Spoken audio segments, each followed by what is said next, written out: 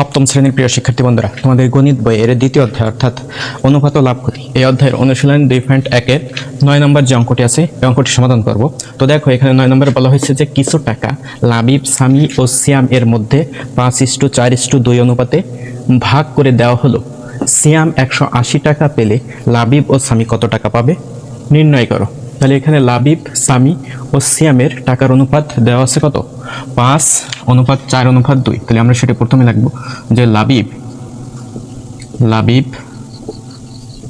সামি ও সিয়ামের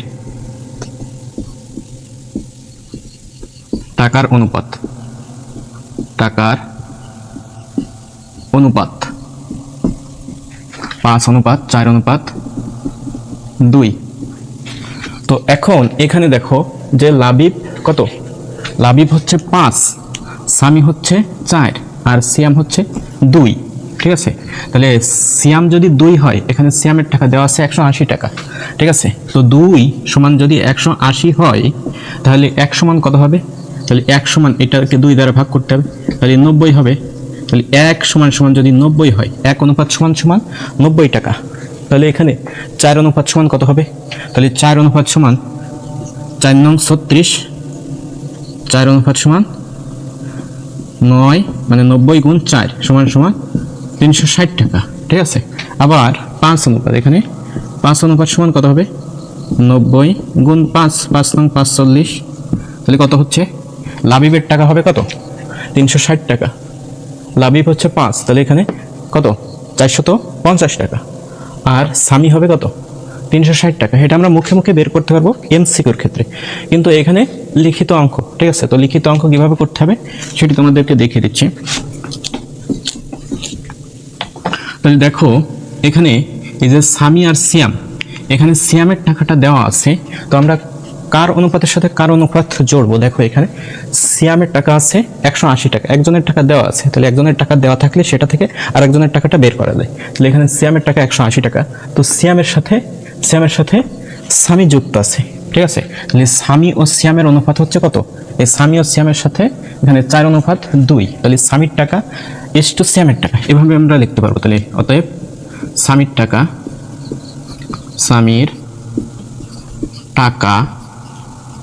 ইসটু সিয়ামের টাকা সমান সমান কত? 4:2 আর 5 হচ্ছে লাবিবের। তাহলে এখানে যে দুইজনের নাম লিখেছি সেই দুইজনের অনুপাত বসাতে হবে 4:2। তো এখানে এই যে অনুপাতগুলো কি করা যায়, এরপরে ভগ্নাংশ আকারে বসানো যায়। তাহলে আমরা এখানে সমান সমান হচ্ছে বা লিখতে পারি। তাহলে সামির টাকা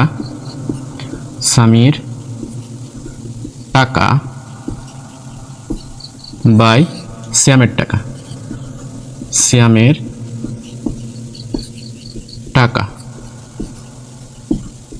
সমান সমান এই যে 4/2। তো এখন দেখো সিয়ামের টাকাটা দেওয়া আছে, সিয়ামের টাকা 180 টাকা, তাহলে এখানে সিয়ামের জায়গায় 180 বসবে, আর উপরে সামির টাকা, সে সামির টাকা যেমন আছে তেমন থাকবে। ঠিক আছে,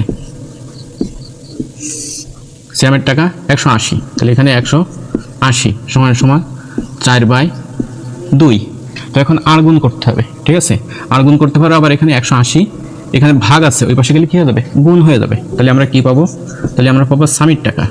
তাহলে আমরা সামির টাকা সহজে পেয়ে যাচ্ছি। তাহলে সামির টাকা, ঠিক আছে, সামির টাকার সমান এই পাশে আছে 4/2, আর এই 180 এই পাশে আছে ভাগ, এই পাশে আসে গুণ হয়ে যাবে। ঠিক আছে, তাহলে 180। এখন 2 9 দুগুণে 18। ঠিক আছে, আর এই শূন্য কেটে এখানে বসে গেল। তাহলে এখানে 4 দ্বারা 90কে গুণ করলে আমরা পাচ্ছি, তাহলে সামির টাকা পাচ্ছি 4 নং 36, 360 টাকা। ঠিক আছে, তাহলে এখানে অতএব সামির টাকা পাচ্ছি, সামির টাকা। ঠিক আছে, সামির টাকা কত?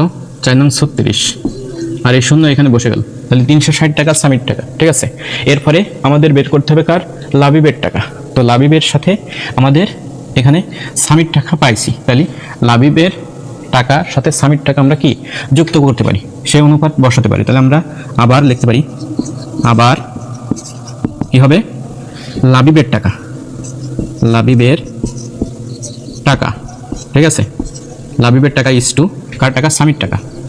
স্বামীর টাকা, ঠিক আছে, সমান সমান কত? এখানে অনুপাতগুলো বসাতে হবে। 5:4।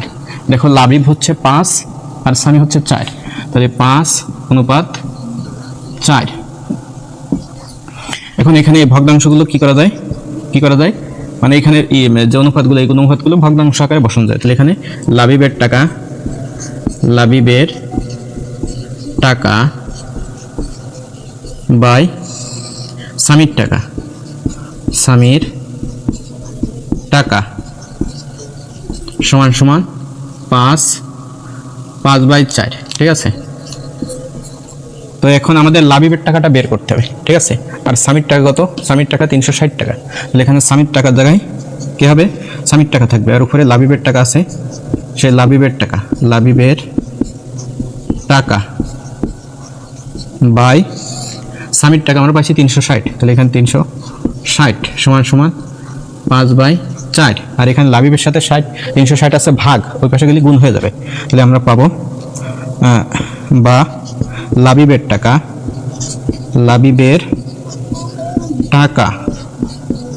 ঠিক আছে, লাবিবের টাকা সমান এখানে 5/4, আর এটা এ পাশে এসে গুণ হয়ে যাবে 360। তাহলে এখানে 4 একে 4, 4 নং 36, আর এখানে শূন্য কেটে বসে গেল, ঠিক আছে। তাহলে এখানে 5 নং 45 সমান সমান 45, আর এই শূন্য এখানে বসে যাবে, তাহলে 450। তাহলে অতএব লাবিবের টাকা কত? 450। তাহলে স্বামীর টাকা পাইছি আমরা 360, আর লাবিবের টাকা পাইছি 450। তো আমাদের এখানে লাবিব ও স্বামীর কে কত টাকা পাবে সেটি আমাদের বের করতে বলছে, তাহলে আমরা সেটি বের করতে পারছি, ঠিক আছে। তাহলে আমরা এখানে লিখতে পারি অতএব নির্ণেয় লাবিব ও স্বামী পাবে কত? 360 ও 450 টাকা, ঠিক আছে। এটি হচ্ছে আমাদের উত্তর। তাইলে এখানে তোমাদের অনুশীলন 2.1-এর 9 নম্বরের যে অঙ্কটি ছিল, সেই অঙ্কটির সমাধান সহজে কিভাবে করতে হবে, এমসিকিউ একদম মুখে মুখে করতে পারবা, আর লিখিত কিভাবে করতে হয় সেটি তোমাদেরকে দেখিয়ে দিলাম। আশা করি তোমরা বুঝতে পারছো। তো ভিডিওটি ভালো লাগলে অবশ্যই চ্যানেলটি সাবস্ক্রাইব করে সাথে থাকবে।